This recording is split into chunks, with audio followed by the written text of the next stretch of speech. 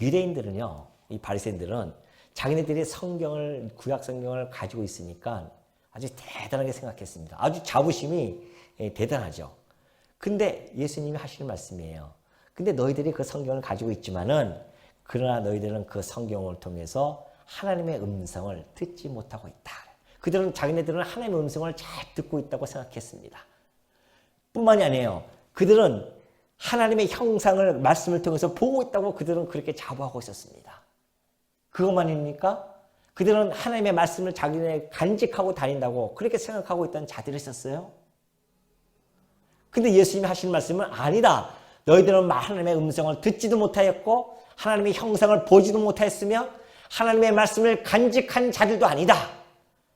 그 확실한 증거가 도대체 뭡니까? 그것이 바로 38절이에요. 이는 그가 보내신 이를 믿지 아니함이라 그래요. 그가 보내신 하나님께서 구약을 통해서 예수 메시아를 보내겠다고 약속했는데 그 구약을 간직한 자들이 예수님이 오시는데 정령 오시는데 거부해 버립니다. 예수님을 거부해 버렸어요. 그러니 그들이 성경을 보아도 본고 하나님의 말씀 음성을 들은 것도 아니고 형상을 보지도 못했으며 말씀을 간직한 것이 아닙니다. 그들은 글자를 읽었을 뿐입니다.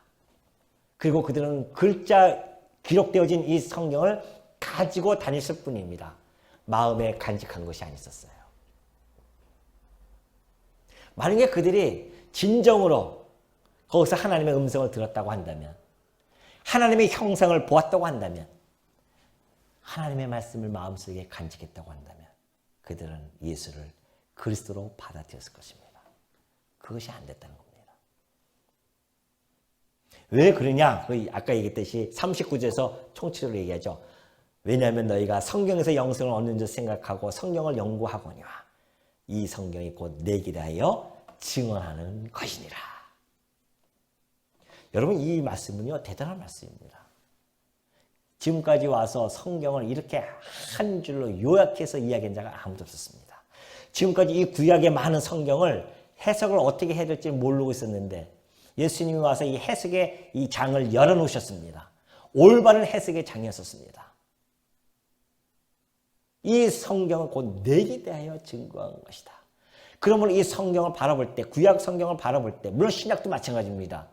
이 성경을 바라볼 때는 예수 그리스도의 그 빛의 렌즈로만이 봐야 구약 성경을 올바르게 볼 수가 있고 해석할 수가 있다는 겁니다. 근데 그들은 그것을 그리스도를 발견하지 못했다고 하는 것은 그 말씀을 그들이 제대로 보지 못했다는 겁니다. 그러니까 구약 성경을 우리가 보면서 거기서 예수 그리스도를 발견하지 못하면은 구약 성경을 잘못 본 겁니다. 신약 성경도 마찬가지입니다. 성경 전체를 통해서 예수 그리스도가 보여지지 아니한다? 성경을 잘못 읽고 있는 중입니다. 자, 그렇다고 한다면 우리 주님이 이 성경, 구약 성경이 내게 되어 증언했다고 한다면 도대체 어떠한 방식으로 증언했을까요? 우리가 그거 한번 확인해야 되지 않습니까? 그럼 이대로 그냥 넘어갈 수 없잖아요. 도대체 구약이 어떻게 예수 그리스도를 전체가 어떻게 증언하고 있는지를 우리가 알고 있지만 다시 한번 정리해 드릴 테니까 잘 들어보시기 바랍니다.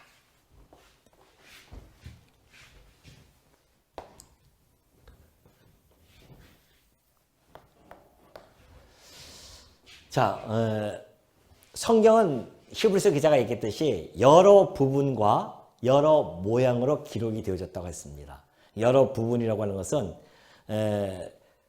장르가 여러 개죠. 예를 들어서 시서라든가 예언서, 역사서, 율법서 이렇게 나눠져 있죠. 여러 방법입니다. 또 여러 모양이라고 하는 것은 때로는 환상으로도 보여주시고 직접 계시도 해주시고 이런 계시의 방식을 통해서 기록을 해주십니다.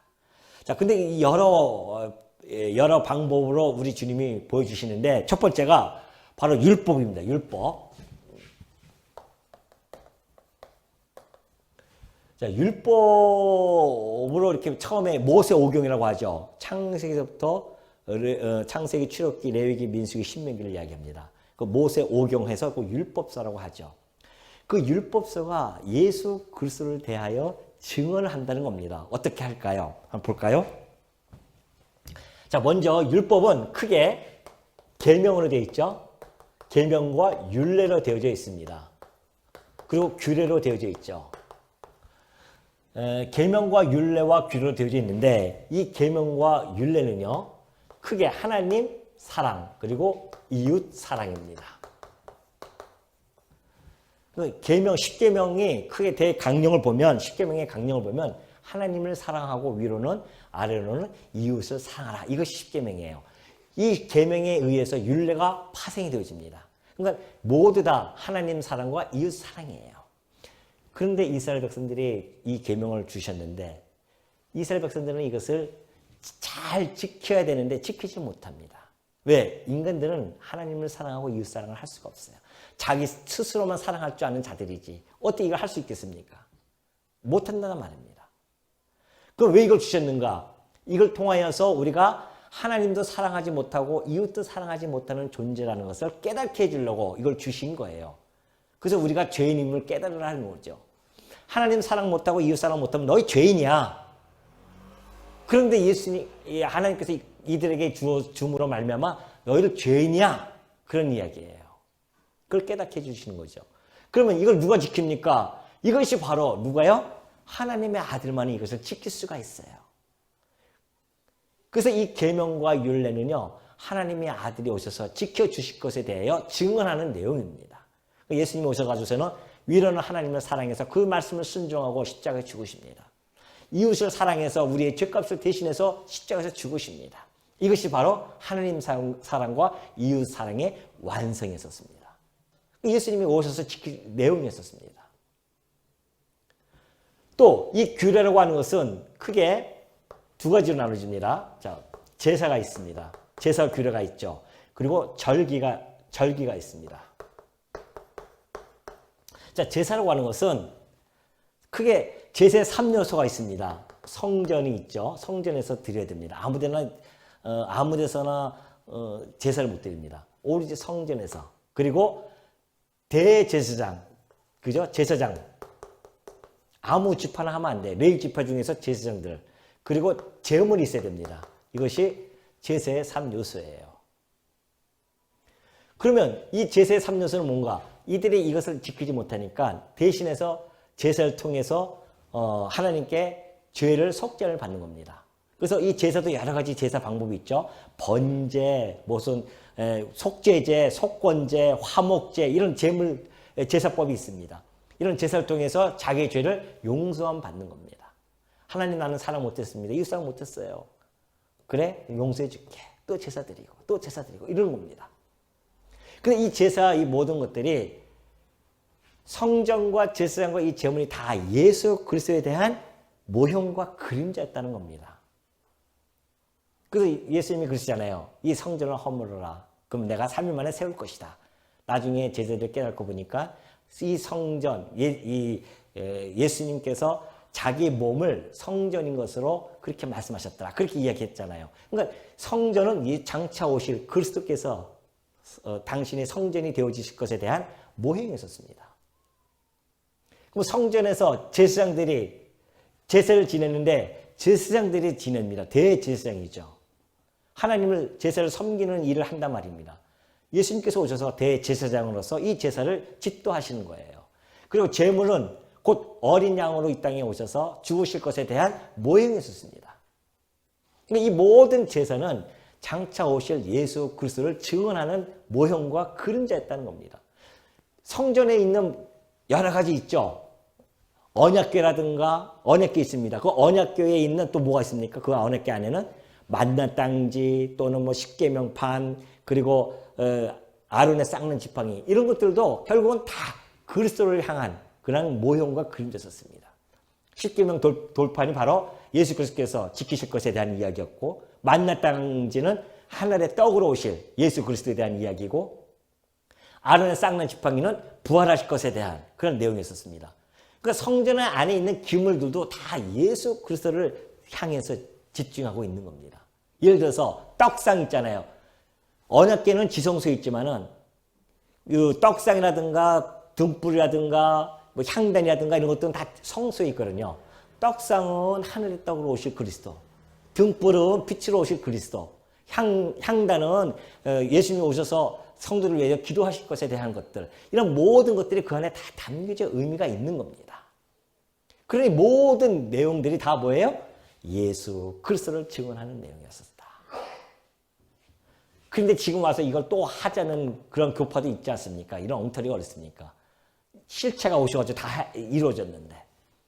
절기도 마찬가지입니다. 절기도요, 크게 보면은 6월절이 있습니다. 이 글씨 보이시죠? 6월절. 그 다음에 초실절이 있습니다. 그리고 오순절이 있죠. 마지막으로 수장절. 이런 절기들이 있어요. 다른 절기도 있지만은 대표적인 절기입니다. 6월절 날은 애굽 땅에서 그들이 인도 구원을 받을 때에 6월절 어린 양을 통해서 구원을 받지 않습니까? 그러니까 이 6월절 어린 양으로 오실 예수 그리스도에 대한 절기였었고요. 초실절은 처음 곡식을 걷어들여 가지고서는 요제로 드립니다. 흔들어서 막 드리잖아요. 첫 열매를. 이것이 바로 부활, 우리 주님께서 첫 열매, 부활의 첫 열매가 되어지실 것에 대한 이것이 모형으로서, 그림자로서 보여준 거고, 오순절은요, 예수님께서 성령을 보내주실 것에 대한 것이었고, 수장절은 당신의 백성들 곡식을 갖다가 다 창고에 모아드리듯이 당신의 백성을 마지막 재림 때 다 모아드릴 것에 대한 절기라는 것이죠. 현재 이 세 절기는 다 이루어진 겁니다. 예수님이 오셔서 다 이루어 주셨어요. 마지막 하나 남은 거 수장절입니다. 재림 하나 남아있단 말이죠. 이런 모든 것들이 율법에 나와 있는 모든 것들이 다 누구예요? 예수 그리스도를 증언하는 내용이었다는 겁니다. 뿐만이 아닙니다. 그 다음에 이제 여호수아서부터 에스더서까지가 역사서 아닙니까? 역사서가 있어요. 역사서 전체를 보면 그 역사서의 내용을 흐름을 보면요. 이스라엘 나라 하나님께서 다윗을 기름을 부어서 처음에 애굽 땅에서 그들을 건져내죠. 애굽 땅에서 건져내서 4세기 시대를 거치고 창건을 합니다. 이스라엘 나라를 약속대로 창건합니다. 이스라엘 나라가 만들어지죠. 그 창건되어집니다. 그래서 다윗을 기름을 부어서 왕으로 세워버려요. 그래서 그 나라가 시작되어집니다. 그 창건된 나라가 근데 솔로몬의 범죄로 말미암아 분국이 되어집니다. 나라가 갈라져요. 얼마나 고통스러운 일입니까? 형제끼리 나눠진단 말입니다. 그리고 그 분국되어진 나라가 결국은 멸망을 당합니다. 그러나 다시 돌아오죠. 회복이 되어집니다. 이것이 바로 이스라엘 전체적인 역사의 흐름입니다. 역사서가 이런 흐름이에요. 이 역사서의 흐름은요, 이스라엘은 하나님의 언약 자손이죠. 예수 그리스도께서 바로 언약 자손으로 이 땅에 오신 겁니다. 그러니까 이 이스라엘 역사는 하나님의 아들 언약 자손의 삶에 대해 삶을 투영해 주는 역사입니다. 다시 말해서 애굽 땅에 아기 때 애굽 땅에 들어가셨던 우리 예수님이 거기서 다시 나오잖아요. 나와가지고서는 성장하신 다음에 세례를 받을 때 성령이 임하십니다. 성령이 비둘기처럼 내려오시죠. 그래서 그 성령 강림을 통해서 왕으로서의 왕위에 등극하신 겁니다. 이것이 이제 예수님의 탄생에 대한 이야기죠. 그리고 예수님이 오셔서 고난을 받으십니다. 자기네 형제들에게 고난을 받으시죠. 이거 역시 분국의 고통의 그 역사를 투영해주는 그런 예수님의 고난과 투영해주는 그런 역사의 힘이 틀림이 없고요. 또 하나는 멸망을 당하는 것은 예수님의 죽으심입니다. 십자가에서 죽으셔요. 그리고 회복이 되어지는 것은 바로 부활의 사건이죠. 멸망을 당할 때요, 성곽과 그리고 성전이 다 불타 없어집니다. 근데 다시 돌아와서 성곽을 중축하고 성전을 다시 건축하죠. 그것은 곧 예수님께서 죽으셨다가 다시 살아나실 것에 대한 그런 역사를 보여주신 겁니다. 예수님 오셔서 그걸 그대로 보여주셔요. 역사서 전체가 다 이런 흐름 속에서 그리스도의 삶을 투영해주는 역사였다. 그런 내용이에요. 그러면 역사서 다음에 또 뭐가 있습니까? 시서가 있죠? 시서라고 하는 것은 이 역사 속에서 하나님의 당신의 그 속성이 다 드러납니다. 그 나라를 애굽 땅에서 건져낼 때 하나님의 전능하심으로 건져내셨고, 그리고 그 약속대로 아브라함에게 한 약속대로 그 나라를 신실하게 나라를 세워주시고 그 나라를 세워주실 때에 주권을 줘가지고서는 주권의 역사를 섭리해 가시고 그 나라를 영원히 세워주겠다고 하는 그 영원성과 함께 더불어서 하나님의 이 나라가 그렇게 잘못을 했음에도 불구하고 하나님의 사랑은 변함없이 그들을 붙들고 계신다고 하는 이런 하나님의 속성들이 시설을 통해서 하나님의 언약 자손을 통해서 막 찬양을 해 나갑니다. 이런 것들이 바로 하나님의 전능성, 하나님의 신실성, 하나님의 주권성, 하나님의 영원성, 하나님의 자비성 이런 속성들이죠. 역사 속에서 드러나신 하나님의 속성 이것을 찬양했는데 이 속성은 곧 예수 그리스도의 삶 속에서 이 속성이 드러나실 겁니다. 거기에 대해 증언해 주고 있는 거예요. 예수님이 오셔서 전능하신 능력으로 그가 죽은 자를 살리기도 하시고 물을 포도주로 변하기도 하시고 그리고 다 하시지 않습니까? 그리고 신실하셔가지고서는 한번 당신의 손에 있는 그 백성들을 절대 놓지 아니하시고 그 나라를 세우시고 뿐만이 아니라 당신의 주권으로 영계와 자연계 모든 이 세계를 장악하시고 그 권세를 가지시고 섭리해 가시는 우리 주님에 대해서 그리고 부활하심으로 말미암아 그 영원성을 보여주셨고 끝까지 사랑하되 끝까지 사랑했던 그 예수 그리스도의 그 모습을 통해서 하나님의 자비성이 나타나고요. 그러니까 이 모든 속성들은 시가서를 통해서 드러나신 하나님의 속성은 예수 그리스도를 통해서 다 드러날 것에 대한 모형과 그림자다. 증언해 주는 내용이었다는 것이죠. 또 예언서가 있죠. 예언서가 있습니다. 이사야서부터 말라기서까지 예언서죠. 이 예언서도 마찬가지입니다. 예수 그리스도의 탄생부터 시작해서 이 탄생 여기에 대해서 예언을 하지 않습니까? 다들 예수님이 아담이 타락하고 나서 그러죠. 하나님께서 여인의 후손을 내가 보내줄게. 근데 그 여인의 후손은 아브라함의 후손으로 올 거야. 천하 만민이 복을 얻을 그 아브라함의 후손. 근데 그 아브라함의 후손은 야곱을 통해서 유다 지파야. 또 점점 좁혀져요. 유다 지파 중에서 누구예요? 다윗의 자손으로 올 것이다. 어디에서요? 베들레헴에서. 어떻게 해요? 성령으로 잉태해서. 이 예언서를 통해서 그걸 다 보여줍니다. 탄생에 대해서 다 보여줍니다. 그걸 보여주고 나서는 예언서의 그 내용의 흐름을 보면요. 하나님께서 주로 이때를 갖다가 예언해 주는 겁니다. 이때를 예언해 줘요. 고난과 영광에 대해서 예언해 줍니다. 그래서 이사야서 보면은 그런 내용이 있잖아요. 내가 너희를 어떻게 해요? 때리시고 싸매주겠다. 때리시고 싸매줄 거야. 이것이 예언이 되어진 것이 이사야서 내용입니다. 예레미야도 마찬가지죠. 하나님께서 너희를 다 뽑을 거다. 이 가나안 땅에 너희를 다 심어주셨는데 너희가 너무나 잘못했기 때문에 다 뽑아버릴 거야. 그러나 하나님은 다시 너희를 심어줄 거야. 이거 아니에요? 너희를 갖다가 다 흩으실 거야. 하나님께서. 그러나 다시 모아주실 거다. 하나님이 너희를 다 멸하시지만 다시 세워주실 거야.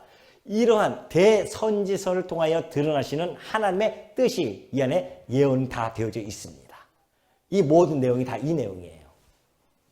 그렇다고 한다면 예언서의 내용은 곧 예수 그리스도의 죽으심과 부활에 대한 내용입니다. 우리 주님이 죽으셨다가 부활하실 것, 죽으셨다가 부활하실 것, 죽으셨다가 부활할 것, 이 모든 내용을 예언서가 다 도도하게 예언을 해주고 있는 내용입니다. 우리 베드로서 한 장 볼까요? 베드로전서 1장 10절 보면은 나와 있습니까? 네, 나와 있죠. 이거 보시면 이 구원에 대하여는 너희에게 임할 은혜를 예언하던 선지자들이 연구하고 부지런히 살펴서 그래요. 예수님이 그러죠. 너희가 영생을 얻고자 이 성경을 상고하거냐 연구하거냐 그렇게 이야기했듯이 바로 선지자들이요. 이 우리에게 구원을 주기 위해서 열심히 그들이 연구하고 부지런히 살폈습니다. 그런데 그 선지자들 안에 계신 그리스도의 영이 그 받으실 고난과 그리고 후에 받으실 영광을 미리 증언하여 그래요. 그러죠. 베드로가 지금 증언해 주는 것이 모든 선지자들이 예수 그리스도의 죽으심과 예수 그리스도의 영광을 다 증언한 것이다. 틀림없잖아요.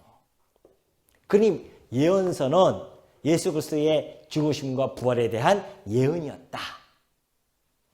이것이 다 드러난 겁니다. 그러니까 율법, 역서서, 시서, 예언서 모두가 다 누구를 향해서? 예수 그리스도를 향해서 다 증언해 준 거다. 이것뿐만이 아닙니다. 예표적인 것이 있어요. 예표.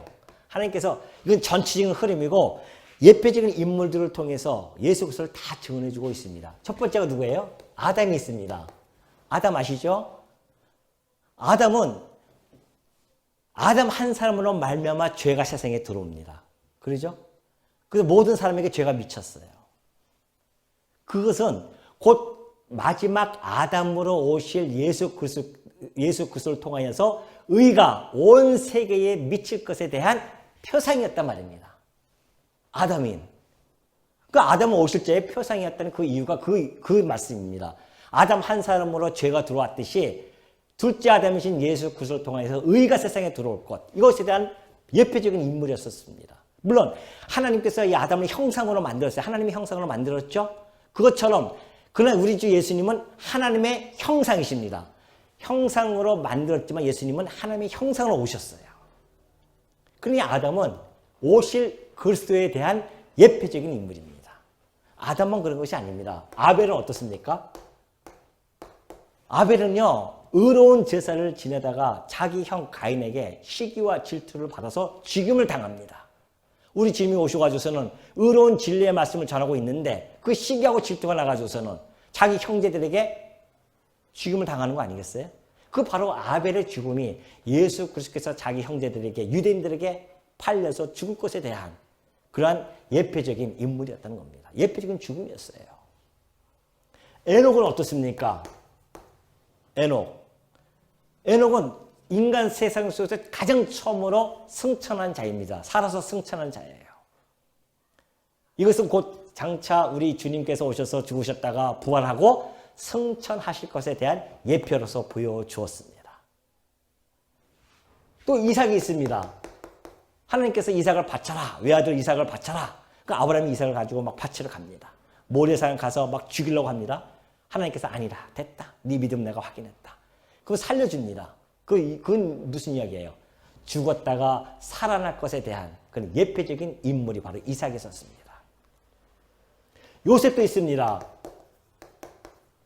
요셉은요, 아버지 품에서 너무너무 사랑을 받고 살았던 요셉이었습니다. 그런데 형들에게 시기를 받아서 그가 노예로 팔려가요. 그것이 곧 비하의 신분입니다. 그리고 그 요셉은 애굽에서 총리 대신이 됩니다. 승귀의 신분으로 바뀌어버리죠. 그것이 바로 예수님께서 하나님의 아들로서 그 사랑 속에 있다가 이 땅에 비하의 신분으로 오셨고 그리고 부활하심으로 말미암아 승귀의 신분이 되어질 것에 대한 예표적인 모습이었다는 겁니다. 또 있어요. 여호수아 하나 합시다. 여호수아도 마찬가지입니다. 여호수아도 예수님 이름하고 같은 이름 아닙니까? 당신의 백성들을 그 약속의 땅으로 들어갈 때에 그들을 인도하고 들어갔던 것처럼 당신의 우리 하나님의 백성들을 약속의 땅 곧 천국을 인도할 자 그분은 오리지 예수 그리스도 외에는 없다는 것을 보여주는 예표적인 인물이 있었습니다. 멜기세덱을 혹시 들어보셨죠? 멜기세덱은요 예수님께서 유다 지파로 오셨기 때문에 대제사장으로서의 정당성을 확보할 수가 없습니다. 레위 지파만이 제사장이 되어지기 때문에.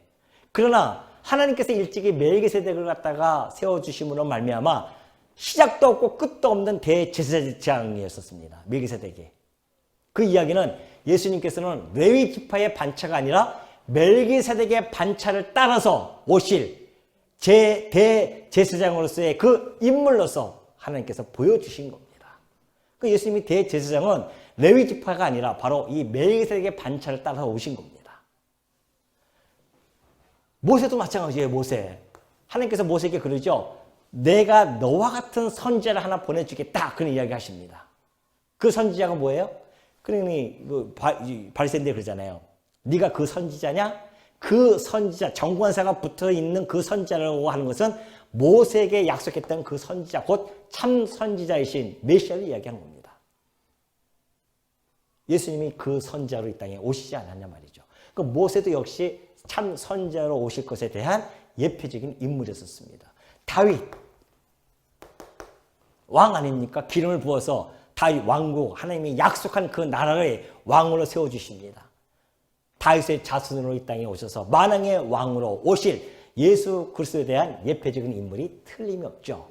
솔로몬은 어떻습니까? 솔로몬은 하늘의 지혜를 그가 받습니다. 그 성전을 지어요.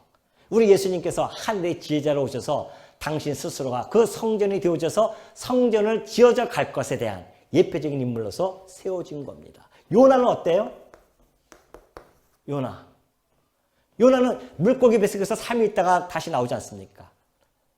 예수님께서 무덤가에서 3일 있다가 다시 살아나실 것에 대한 예표적인 인물이고, 모세의 노뱀도 마찬가지죠. 노뱀을 세운 것도 예수님이 십자가에서 달려 죽으실 것에 대한 예표적인 일들이고.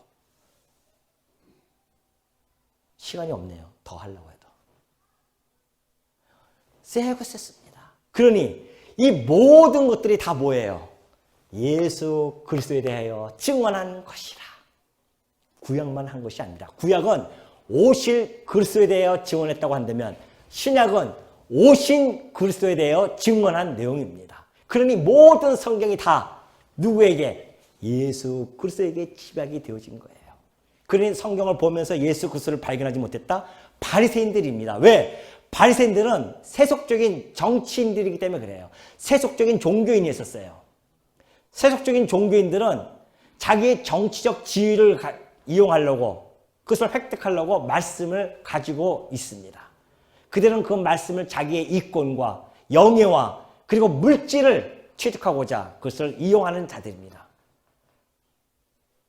하나님의 말씀이 그러니 거기서 무슨 하나님의 음성이 들리겠으며 하나님의 형상이 보이겠으며 그 안에 하나님의 말씀을 어떻게 간직할 수 있겠냐 말이죠.